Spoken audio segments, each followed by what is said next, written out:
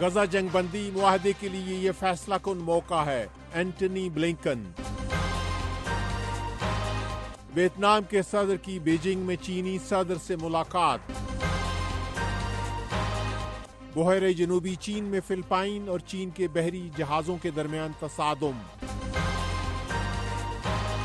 Voice of America Washington से अहम खबरों के साथ मोहम्मद जलील।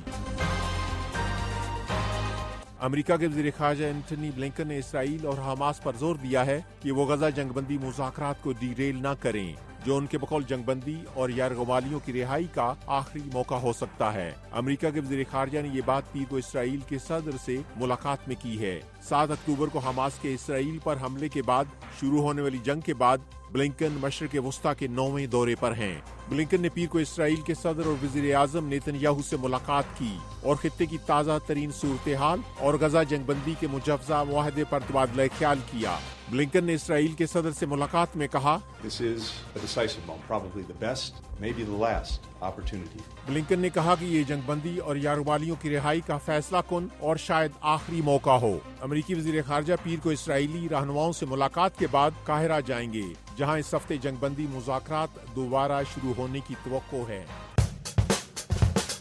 ये वॉइस ऑफ अमेरिका वाशिंगटन है।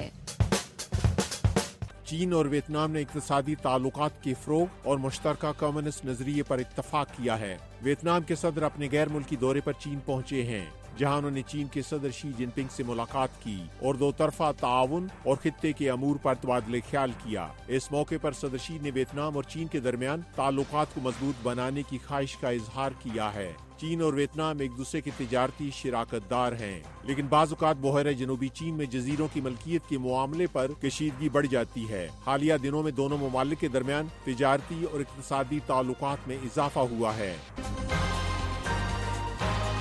फिलिपाइन और चीन के बहरी जहाजों के दरमियान बहरे जनूबी चीन के मुतनाज़ा इलाके में तसादम हुआ है और दोनों ममालिक तसादम की जिम्मेदारी एक दूसरे पर आयद कर रहे हैं। चीन का कहना है कि फिलिपाइन का एक जहाज चीनी कोस्ट गार्ड्स की वार्निंग को नजरअंदाज करते हुए मुतनाज़ा समुद्री इलाके में गैर कानूनी तौर पर दाखिल हुआ और जानबूझकर चीन के जहाज से टकरा गया। उधर फिलिपाइन ने जहाजों के दरमियान तसादम का जिम्मेदार चीन को करार दिया है और दावा किया है कि इस वाक़े में फिलिपाइन के माल बरदार जहाज को नुकसान पहुँचा है। फिलिपाइन का दावा है कि उसके 2 बहरी जहाजों को उस वक्त चीनी जहाजों की जारहाना नकलो हरकत का सामना करना पड़ा जब वो मुतनाज़ा जजीरों पर तैनात फिलिपाइन के अहलकारों को सप्लाई की फ्राहमी के लिए जा रहे थे। ये ताज़ा तसादुम एक ऐसे वक्त हुआ है जब हाल ही में दोनों ममालिक ने बहरे जनूबी चीन के खित्ते में अपने बाहमी इख्तलाफात और तनाव को कम करने पर इत्तफाक किया था।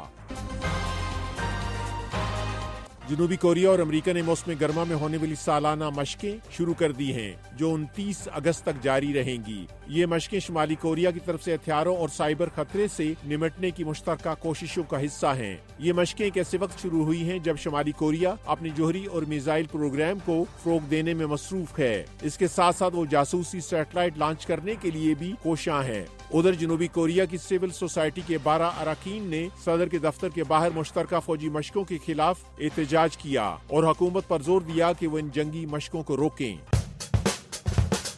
ये वॉइस ऑफ अमेरिका वाशिंगटन है। इंसानी हकूक़ की आलमी तंजीम ह्यूमन राइट्स वॉच ने कहा है कि गुज़श्ता माह यमन की अल हुदैदा बंदरगाह पर इसराइल का फ़ज़ाई हमला बज़ाहिर आम शहरियों पर गैर मुतनासिब हमला था, जो तंजीम के मुताबिक जंगी जराइम के मुतरादिफ है। खबरसां इदारे रॉयटर्स के मुताबिक इसराइल के 20 जुलाई को अल हुदैदा के करीब हूसी बागियों के ठिकानों के खिलाफ होने वाले हमले में तेल की तनसीबात और एक बिजली घर को निशाना बनाया गया था। ह्यूमन राइट्स वॉच का कहना है कि इस हमले में कम अज कम 6 अफराद हलाक और 80 जख्मी हुए थे। इसराइल ने ये फजाई कार्रवाई तेल अवीव के मरकज पर होने वाले हूसी बागियों के ड्रोन हमले के बाद की थी, जिसमें एक शख्स हलाक हुआ था। तंजीम का कहना है कि इन हमलों में शहरी हदाफ को गैर मुतनासिब नुकसान पहुंचा, जो बज़ाहिर जंगी कवानीन की संगीन खिलाफवर्जियों के जुमरे में आते हैं। इसराइल की तरफ से इस बारे में ताहाल कोई बयान सामने नहीं आया है। वॉइस ऑफ अमेरिका वाशिंगटन की उर्दू सर्विस से खबरों का ये बुलेटिन अब खत्म होता है। मैं हूं मोहम्मद जलील और एडिटर थी सारा हसन।